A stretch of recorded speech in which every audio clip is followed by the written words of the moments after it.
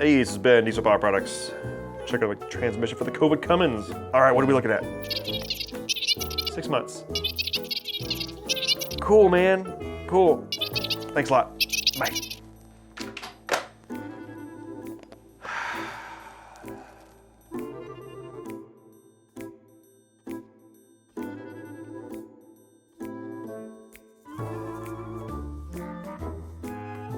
Two more weeks? No, 2 weeks in addition to the, 2 weeks off. Cool. Cool. Thank you. Yeah. Looking forward to it. Thanks, bye.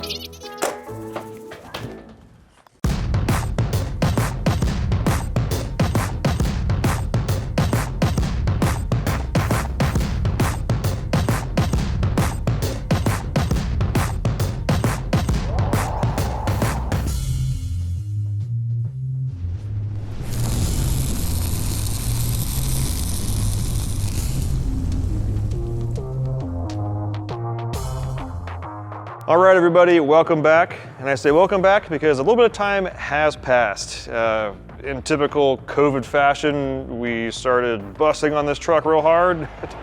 That sounds weird, but it works anyways. We got a lot of stuff done there, and then we kind of had to hit the brakes. We had some other projects come in, and we were kind of waiting on parts for a little bit. Yeah.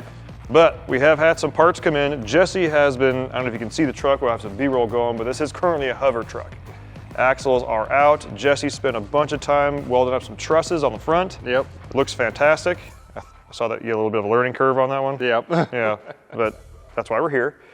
So the axles, are they out right now? Like they're out at nitro gear, getting lockers and new gears put in. We're waiting for them to come back. Then we'll get them all painted up and put in the truck. The truck, while we've had some extra time, has been kind of cleaning and painting everything, and so that when it goes back together, it doesn't look like 2007. It looks like, you know, brand new truck underneath. Yeah, I have noticed that there's a lot of the frame rails look great. Yeah, that truck now. Yeah, it was such a dry and clean truck, anyways. I mean, hardly anything for surface rust underneath, other than, you know, stuff like drive shafts and stuff that never got painted from the factory were all surface rust. So everything's been scuffed, coated, cleaned up as best we can, so it'll be a brand new truck underneath.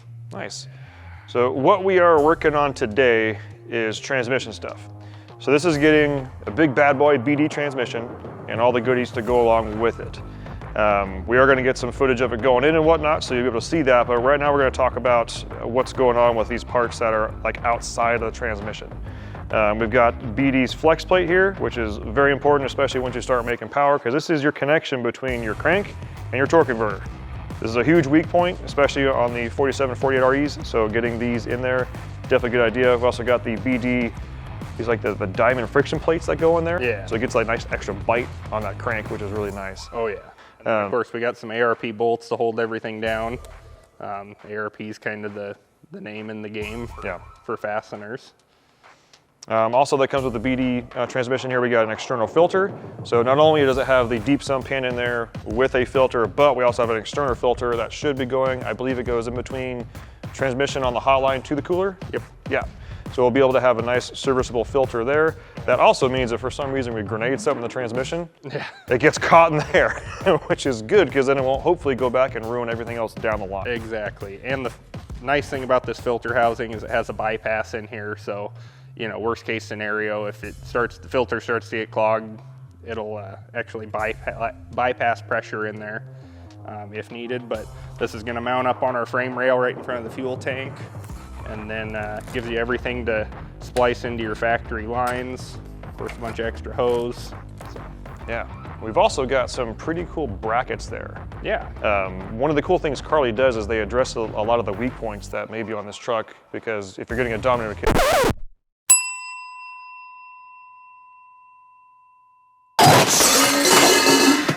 You done messed up, Aaron! they're assuming this is not a pavement princess. This truck's going to see some abuse. It's going to do some work. Exactly. So what are these brackets here and what do they do? So these tie into the long arm brackets for the front suspension. We're going from, you know, a typical stock Dodge short arm 4-link in the front to a big long arm 4-link. And these tie into your extra brackets that go back to hold all your new links and tie right into the transmission cross member.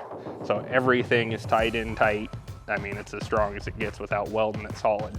Yeah, that's a big thing there too, because I don't think we're going to be very nice to this truck.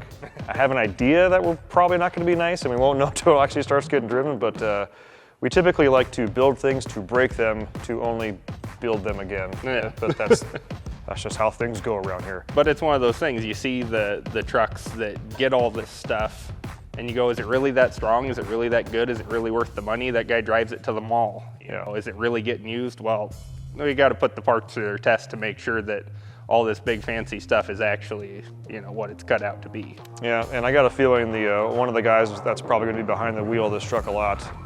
His name is Cooper Smash. Did not get that name comedically. It's a descriptive nickname. So I'm pretty sure we're going to find out the limits of just about all these parts on here, and if he can even find the limits. It's a challenge. Challenge accepted, maybe? I don't know. But I'm excited to see where this goes. Yeah. So what's next on the list? So we've got transmission. We're going to finish. We got to wait to get the axles back. Yep. And then finish suspension install. And then at that point, it is performance parts on the engine time. Yep. And that might be one of the places where I check in again. You may have noticed that I have been in the video a little bit less. Things have gone crazy on the phones. It has been like, thank you everybody for calling in and placing orders and whatnot, but I wear a lot of hats here, most like everybody else does as well, but time for me to be able to be out here and help Jesse as much as I love you. When the phone rings, I got to answer. So I'll probably be checking in again once we start doing performance parts and see where we go from there. Awesome. Yeah, I'm stoked to see how this is going. You're doing great. Yes. It's a really good start for what we're going to be doing as a build. You know, we're not having to do a bunch of work just to get the thing to a good baseline.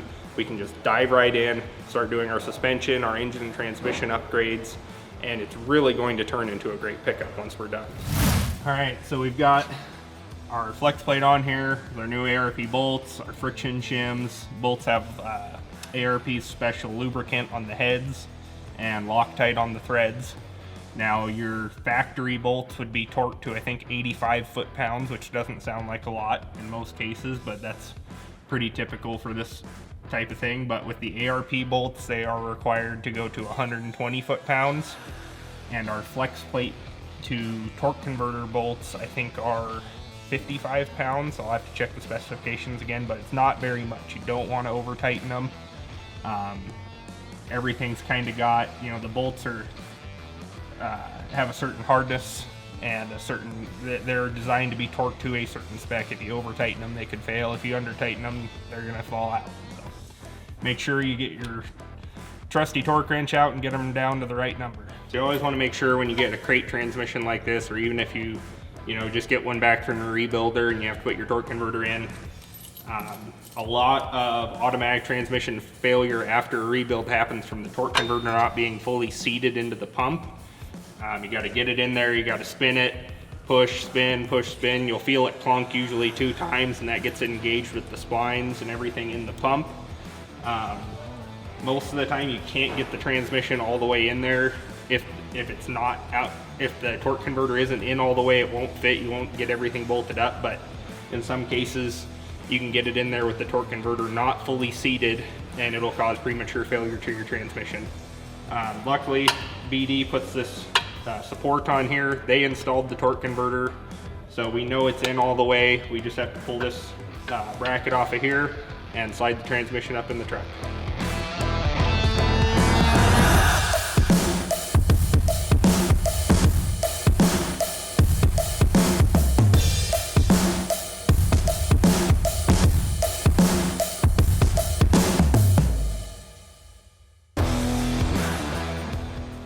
Bitchin'. Yeah, trans went in like butter. Like, I don't know. Yeah. Yeah, it's like all the bolts were nice and clean and everything else was nice and clean, and the brand new transmission jack kicks ass. So it just like slid right into place.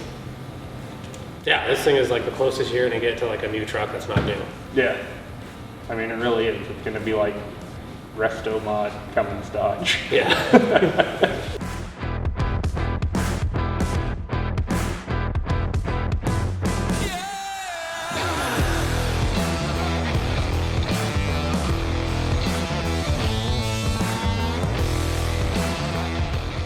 got the transmission in.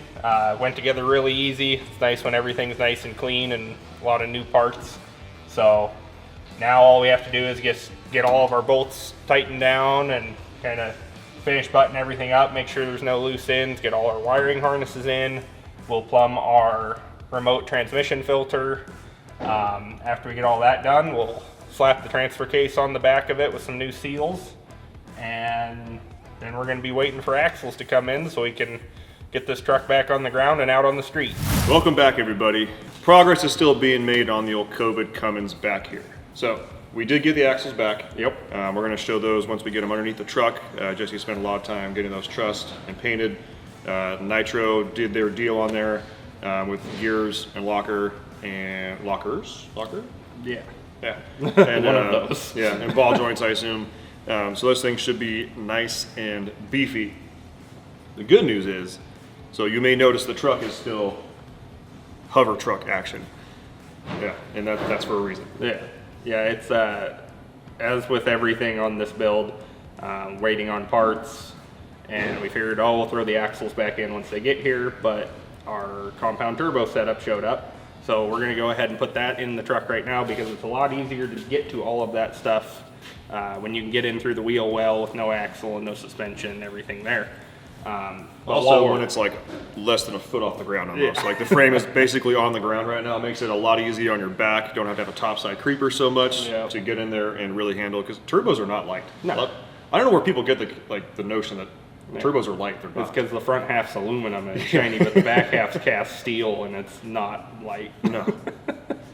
So yeah, we're gonna get torn into it, but since we're gonna be here and we're gonna have intercoolers and stuff out anyways, might as well put the cam in, might as well do valve springs, head studs, everything else we wanted to do to the engine, and that way we're only doing it once. We get the truck torn apart and then we slam it all back together with all the awesome parts we have and throw some axles under it and get to business. Yeah, and then you'll be seeing a special cam. I don't know if he's been on here yet because I've been in and out of this thing, but Cooper will be on here. Cooper's going to be doing the cam on it.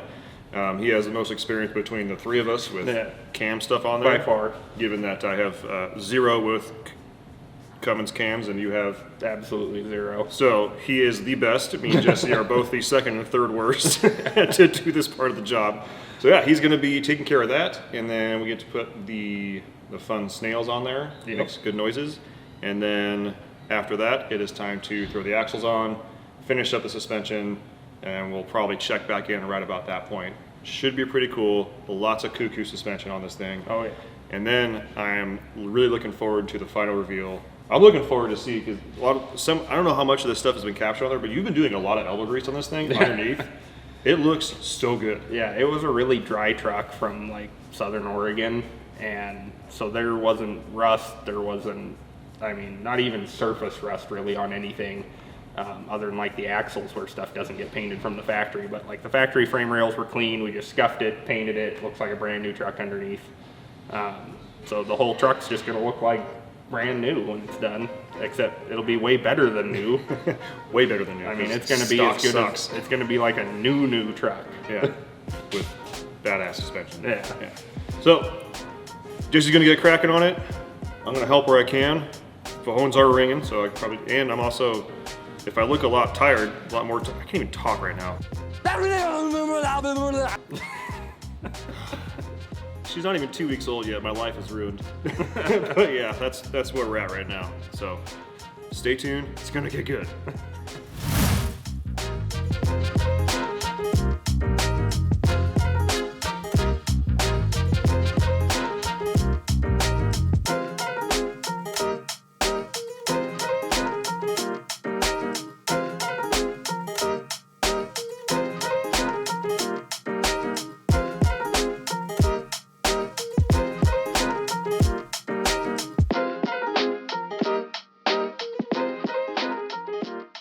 All right, so as you can see, got her pretty far torn down for as far as we're gonna go.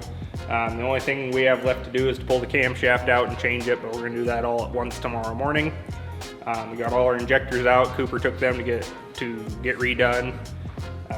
As far as everything else, came apart pretty easy. You know, we're finding some little things like Our water pump was seeping a little bit, probably the original one, so we got a new one on order for that.